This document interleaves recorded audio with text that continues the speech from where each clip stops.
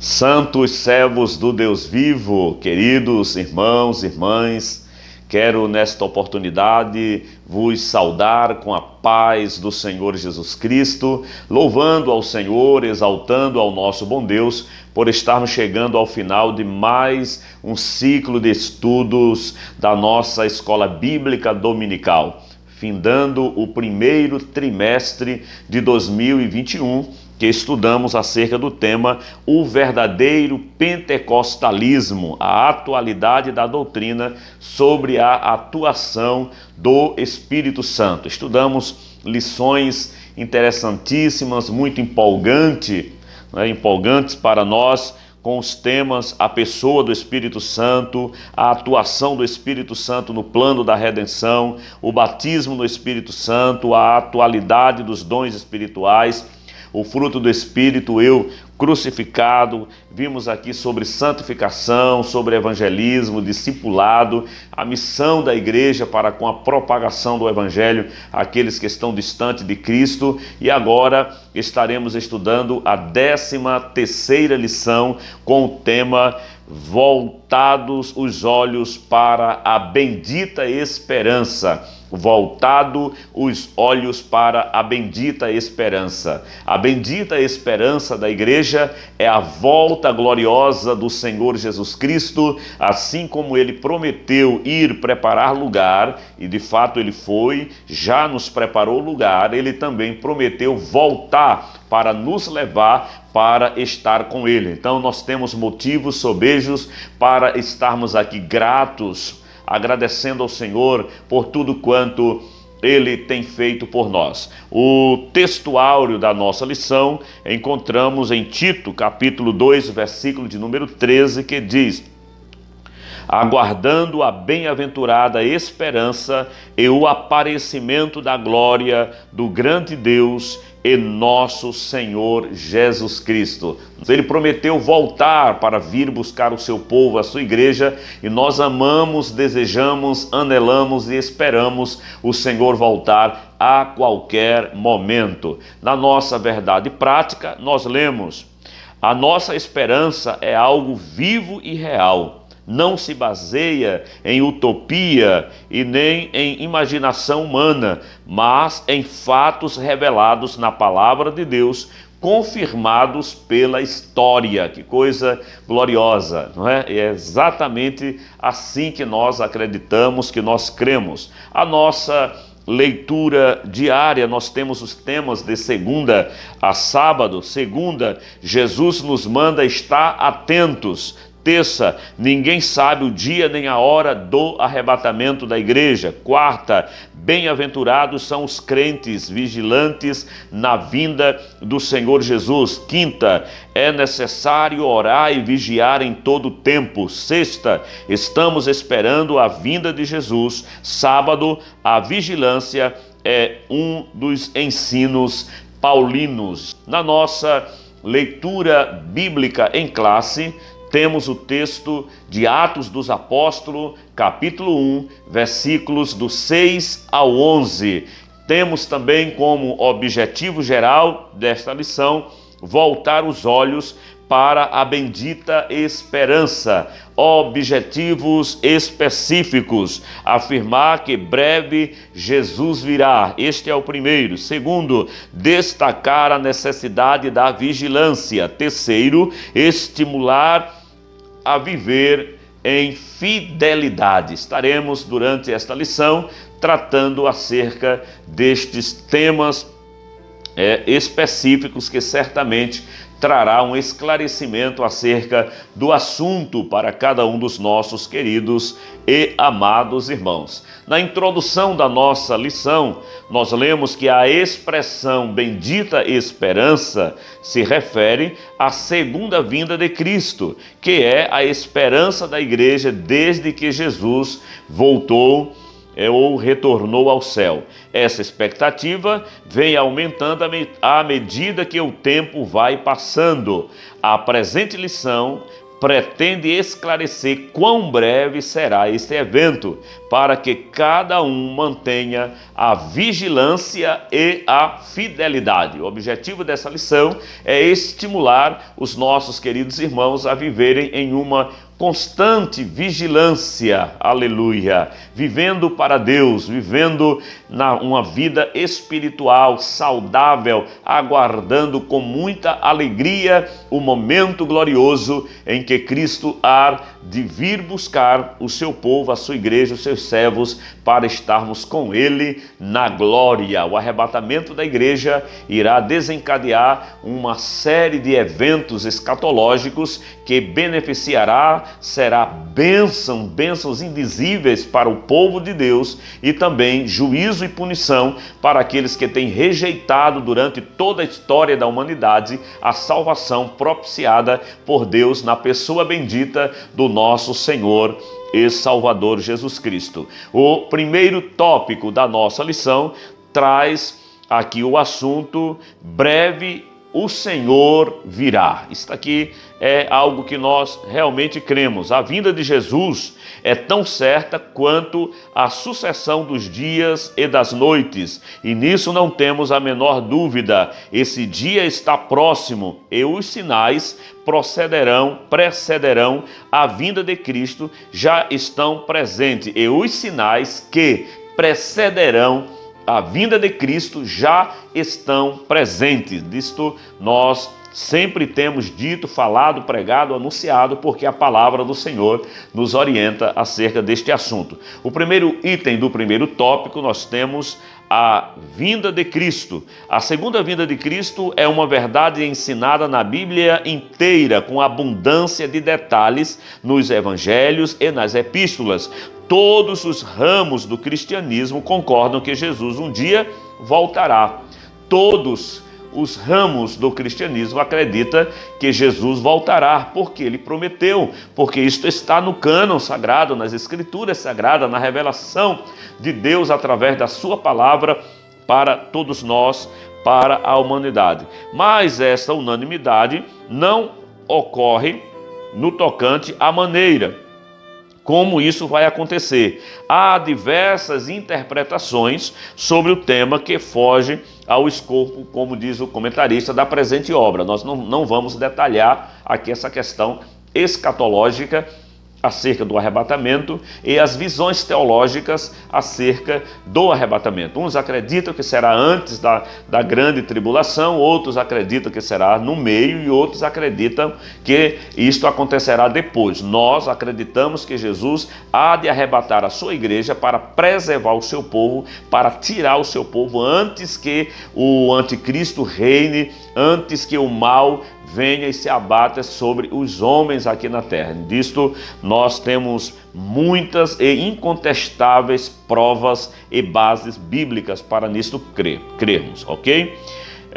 Inclui-se na expressão segunda vinda o arrebatamento da igreja, que encontramos em 1 Tessalonicenses capítulo 4, versículo 15, e a vinda de Jesus em glória, que encontramos na segunda epístola aos Tessalonicenses, capítulo 2, versículo 8. São dois eventos distintos que fazem parte da vinda do Senhor Jesus Cristo, da sua segunda vinda. A segunda vinda de Cristo, ela acontecerá em duas fases.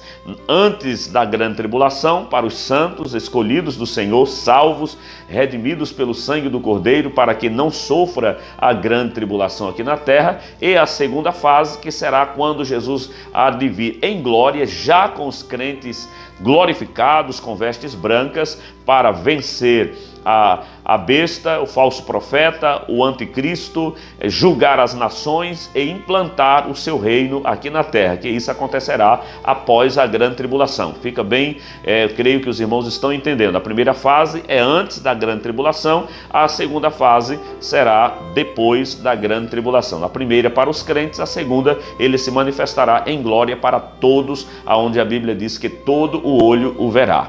Glória ao Senhor Jesus por isto.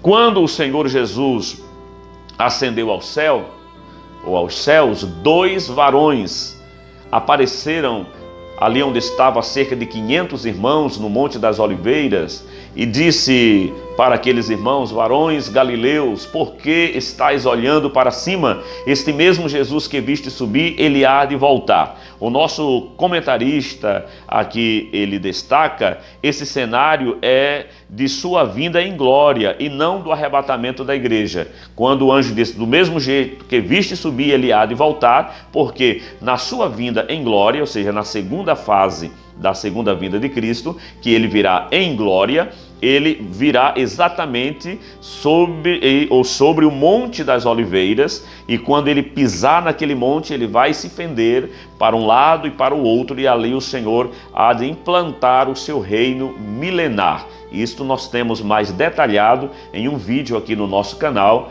falando acerca do arrebatamento. Nós temos uma playlist que tem vários eventos escatológicos, desde dos sinais que antecedem a vinda de Cristo, são prenúncios, são o princípio das dores. Temos aí vídeos sobre o arrebatamento da igreja, não é? Sobre as bodas do Cordeiro, sobre a grande tribulação, a batalha do Armagedon, a vinda do Senhor em glória, o milênio. Tudo isso nós temos aí no nosso canal. Os irmãos, só é acessar em cima no nosso canal playlist e procure o nome Escatologia, e nós temos mais detalhadamente este assunto. Mas o que o comentarista destaca aqui é que esta expressão dos varões, dos anjos que ali apareceram, não estava se referindo à primeira fase da vinda de Cristo, mas à sua segunda fase, quando ele virá em glória. O segundo item do nosso primeiro tópico fala uma promessa de Jesus. Ele prometeu voltar para nos buscar e nos levar para o céu. João 14, versículos do 1 ao 3, ele diz: vou vos preparar lugar, não se turbe o vosso coração. Então nós temos esta passagem que é bem conhecida de todos. Mas parece que antes do Pentecostes, os discípulos ainda não tinham uma compreensão exata do que ou de como se daria este arrebatamento da igreja, esta vinda de Cristo, se seria de uma só vez, se seriam em duas fases, se neste período ele haveria de restaurar a autonomia política nacional, né, de Israel. Eles não tinham uma visão muito clara acerca disso naquele período. Pelo que se pode observar na pergunta dos discípulos: Senhor, restaurarás tu neste tempo o reino a Israel? Talvez estivesse ainda pensando num reino físico, político, que era o pensamento dominante de Israel. Era este, que quando o Messias se manifestasse, ele haveria de trazer esta libertação política naquele momento, quando na verdade Jesus veio trazer salvação na sua primeira vinda, e na segunda ele virá primeiro arrebatar sua igreja e depois implantar o seu reino milenar, como já falamos aqui aos irmãos. Mas Jesus os corrige por duas razões principais. O dia e a hora dessa bendita esperança é exclusividade do Pai, está fora do radar humano.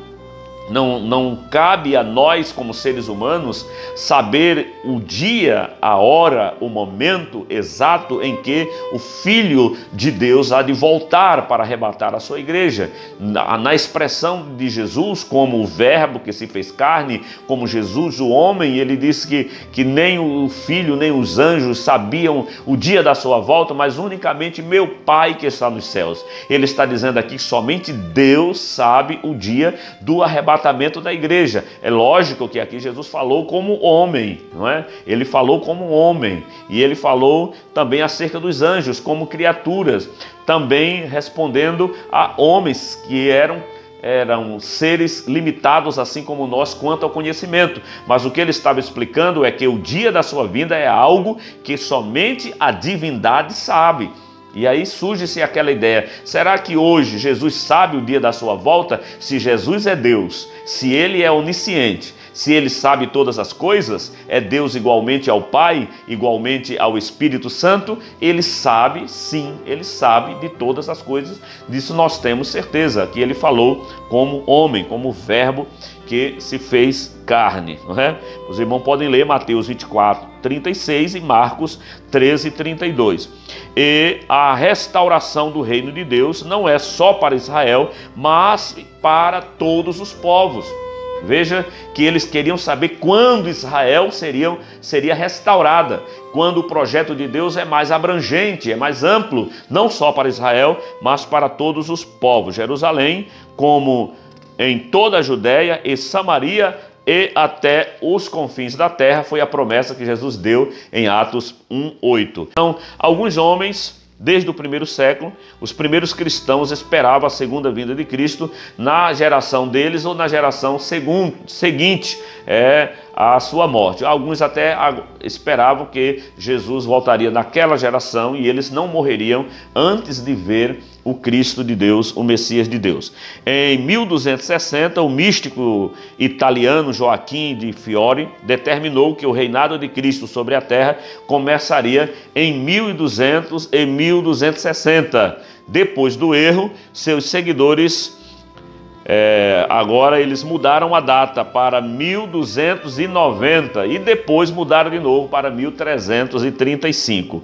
Em 1504, o pintor Sandro Boutiel acredita que o reinado de Cristo sobre a terra começaria em até 3 anos e meio depois de 1500. Veja os homens datando a volta para o retorno de Cristo, a segunda vinda de Cristo. Nenhuma delas aconteceu. É óbvio que nós estamos aqui. Eu estou aqui, o irmão está aí. Nós estamos aguardando o arrebatamento da igreja. 1533, o anabatista Melchior Hoffman previu que apenas 144 mil seriam salvos na segunda vinda de Cristo, que começaria em Estrasburgo. O restante da humanidade seria consumida pelo fogo. Era o que este anabatista chamado Melchior Hoffman acreditava, não é? 19 de outubro de 1533, o matemático Michael Stiefel calculou que o juízo final começaria às 8 horas desse dia. Também falhou. Não convém aos homens saber o dia nem as estações, foi o que o Senhor nos orientou. 1892 a 1911, o piramidologista Charles Piazzi Smith concluiu, a partir dos estudos das dimensões da pirâmide de Gizé, que Cristo voltaria em 1892 e 1911. Falhou também. Em 1901, a Igreja Católica Apostólica, fundada em 1831, avisou que Jesus voltaria quando seus 12 fundadores estivessem mortos. O último morreu em 1901 e também não aconteceu. Por último aqui que eu quero citar, eu tenho aqui umas 6 páginas de profecias erradas, de datas marcadas que não foram cumpridas, de seitas e heresias que tentaram marcar a volta do Senhor Jesus e nenhuma delas deu certo. Eu quero apenas citar estas aqui. Por último, o fundador da coalizão cristã, Pat Robertson, ele informou seus seguidores que o juízo final aconteceria até o final de 1982. Todos estes falharam nas suas previsões, porque a palavra do Senhor nos diz que somente o Pai, somente a divindade sabe o dia em que o Filho do Homem há de voltar. Nós precisamos ter esta convicção. Porém, precisamos ter a certeza que este dia se aproxima. É óbvio, na medida que o nosso cronos, na medida que a nossa cronologia histórica da humanidade vai se avançando, o dia da volta de Cristo vai se aproximando. E nós acreditamos pelos eventos, pelos sinais, todos eles já cumpridos, tudo aquilo que Jesus disse que aconteceria antes da sua volta já se cumpriu, todos cabalmente, não falta nada, só falta o arrebatamento da igreja. Por isso precisamos estar atentos, aguardando a volta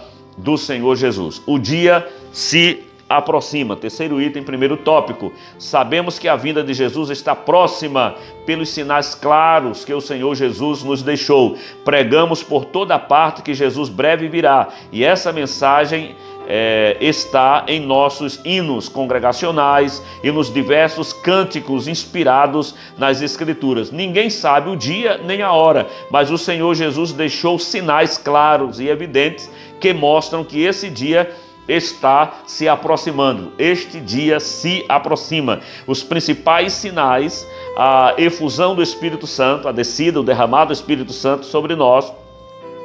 E a partir do avivamento, também podemos aqui citar, da Rua Azusa, tem se espalhado pelo mundo inteiro. Os pentecostais são o maior movimento protestante do mundo. O outro sinal evidente é a fundação do Estado de Israel.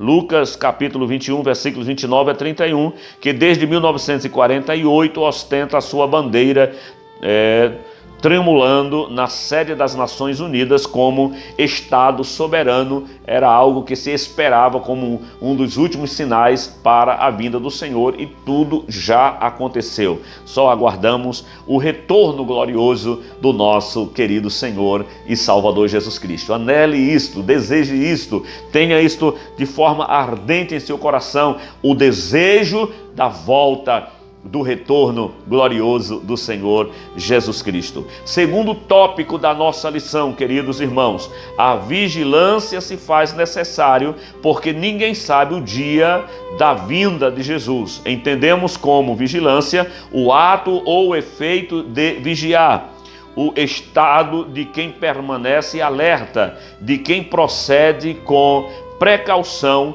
para não correr o risco. Devemos permanecer acordados, atentos, no cuidado de não nos afastarmos de Jesus e aguardar a bendita esperança. Está em estado de alerta aqui, está sempre aguardando, vigilante, confiando na redenção propiciada por Jesus. Não é para você estar angustiado, agoniado, desesperado. Não, fala de você ter uma vida constante, de comunhão com Deus, de alegria, de servir ao Senhor, de buscar ao Senhor, de pregar a sua palavra. É a vida cristã que nós vivemos, guiados, conduzidos pela pessoa bendita do Espírito Santo de Deus. Primeiro item do segundo tópico fala aqui da exortação à vigilância. Vigiai, pois, porque não sabeis a que hora há de vir o nosso Senhor. O ensino de Jesus nas diversas parábolas, nos seus discursos escatológicos, como em Mateus 24, Marcos 13, Lucas 21, dá muita ênfase à necessidade dos crentes estarem atentos. O Senhor está dizendo, ninguém sabe. Portanto, se alguém tentar lhe dizer, Jesus vai vir tal dia, você já sabe que isto não procede de Deus. O que Ele quer de nós aqui é uma vida de constante vigilância, aguardando sempre, constantemente, a vinda do Senhor. A razão disso é porque ninguém sabe, como já falamos, o dia que isto vai acontecer. O segundo item fala os alarmes falsos. Eu já citei aqui para os irmãos que é um erro tentar adivinhar os tempos e as estações, pois só Deus sabe o dia e a hora. Mateus 24, 36, Marcos 13, 32. A palavra de Deus rejeita todas as falsas expectativas acerca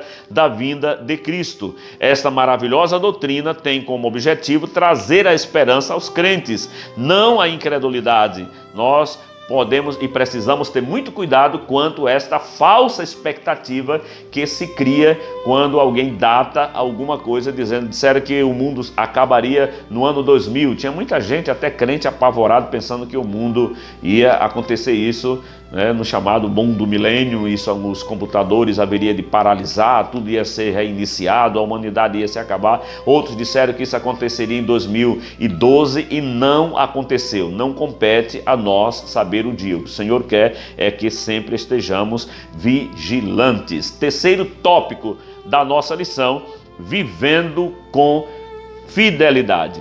Vivendo com fidelidade. Viver com fidelidade é adotar um estilo de vida cristão na esperança da vinda de Jesus. Assim como Deus é santo e exige santidade do seu povo, da mesma maneira, um Deus fiel, ele exige fidelidade de cada um de nós, requer fidelidade dos obreiros, dos crentes, membros, congregados, de todos aqueles que querem morar no céu. Se Deus é fiel, nós precisamos também viver uma vida de fidelidade em todos os âmbitos, na nossa amizade, no nosso relacionamento conjugal, dos pais para com os filhos, dos filhos para com seus pais. A nossa fidelidade, em primeiro lugar, é óbvio, para com Deus, para com a nossa igreja, onde nós fomos chamados e servimos ao Senhor, com os nossos compromissos e deveres como cristãos e servos do Senhor. A fidelidade deve estar sempre em volta de nós, dentro de nós, em nossas ações, em nossas atitudes, não apenas falando, supondo, dizendo, pregando, ensinando aos outros, mas vivendo esta fidelidade. A definição, segundo a nossa lição, aqui o que é fidelidade é a qualidade de ser cheio de fé. Característica do que é fiel, lealdade, isso aqui é fidelidade, né? Os termos fidelidade, verdade, lealdade pertencem ao mesmo campo semântico bíblico, quer dizer praticamente a mesma coisa, né? Trazer esta vida de fidelidade. Veja o que diz a palavra do Senhor, Jeremias 42:5. Seja o Senhor entre nós testemunha da verdade e fidelidade. Esta verdade e fidelidade não é simplesmente para que outra pessoa perceba isto em nós, isto é importante, mas que o Senhor seja testemunha. Aleluia. Fiel, aquele que não falha, que não erra, testemunha da nossa fidelidade, mostrando toda boa lealdade, é o que a palavra também nos fala em Tito 2:10. Fidelidade é uma demonstração de fé, lealdade, respeito, consciência nos compromissos assumidos. É isso que Deus quer de cada um de nós. No segundo item do terceiro tópico, nós temos a fidelidade de Deus. A verdade é um dos atributos morais de Deus, do qual reflete outras perfeições divinas, dentre as quais a fidelidade. Deus é fiel. 1 Coríntios 1:9, 2 Tessalonicenses 3:3, 2 Timóteo 2:13. A fidelidade de Deus é grande. Lamentações 2:13. E expressa uma absoluta confiança cuja ideia é de firmeza.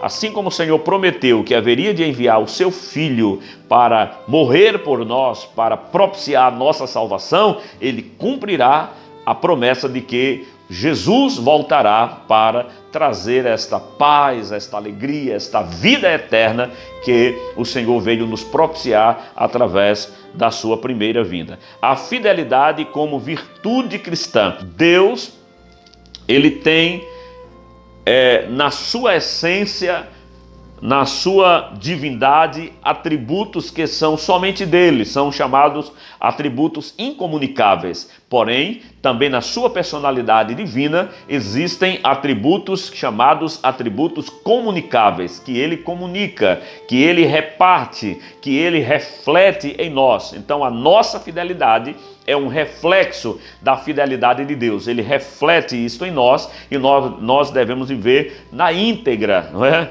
No nosso viver. Essa verdade é ensinada em toda a Bíblia, de maneira direta, nos relatos históricos e proféticos, nas parábolas e ilustrações, como importante virtude da vida cristã. Mateus 25:21, 1 Coríntios 4:2 e 2 Timóteo capítulo 2, versículo 19. E por último aqui o nosso comentarista fala acerca de tempos e estações. Tempos e estações. Jesus responde à pergunta dos discípulos, ampliando o horizonte desse reino. Não vos pertence saber os tempos e as estações. Quando ele falou de tempos, no grego, nessa passagem, é cronos, e significa um longo período. Isto mostra que haveria um espaço de tempo para a pregação do evangelho antes, não é? Antes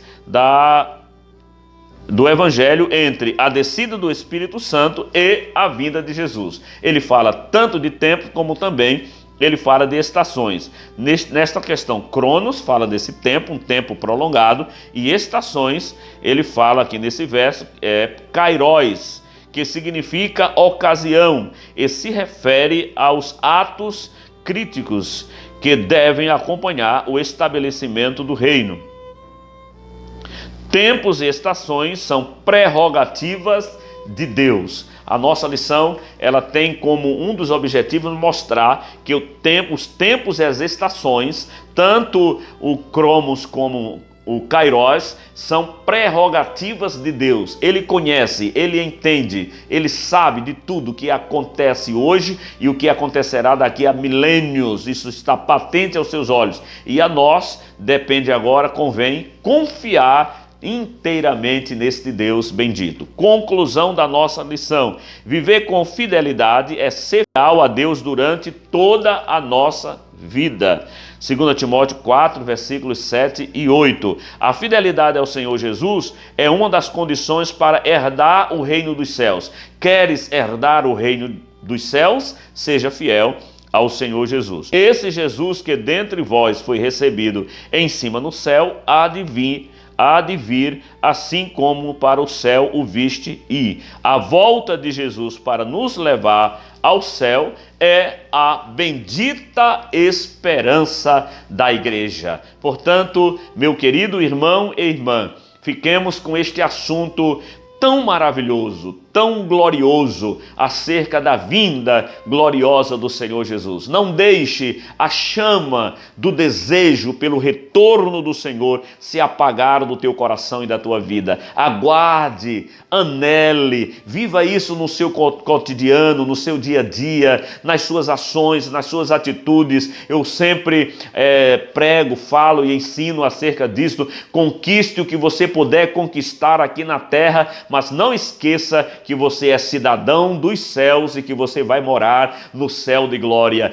Tudo que você conquistar aqui ficará aqui, porém a vida eterna que Jesus conquistou por nós e nos deu por graça, pela graça, gratuitamente, aleluia, é algo que há de durar por toda a eternidade. Portanto, não troque a glória eterna por coisas efêmeras, não troque a glória eterna por qualquer conquista desta vida. Nenhuma conquista será válida se neste percurso você perder a salvação e a vida eterna. Receba o nosso abraço, a nossa gratidão, que Deus continue te abençoando. A partir do próximo domingo nós teremos um novo trimestre. Continue estudando a palavra de Deus, as lições bíblicas. Certamente Deus terá para o teu coração edificação, amadurecimento, crescimento espiritual. Isso será muito válido para a tua vida. O amado irmão que ainda não é inscrito no nosso canal, se inscreva.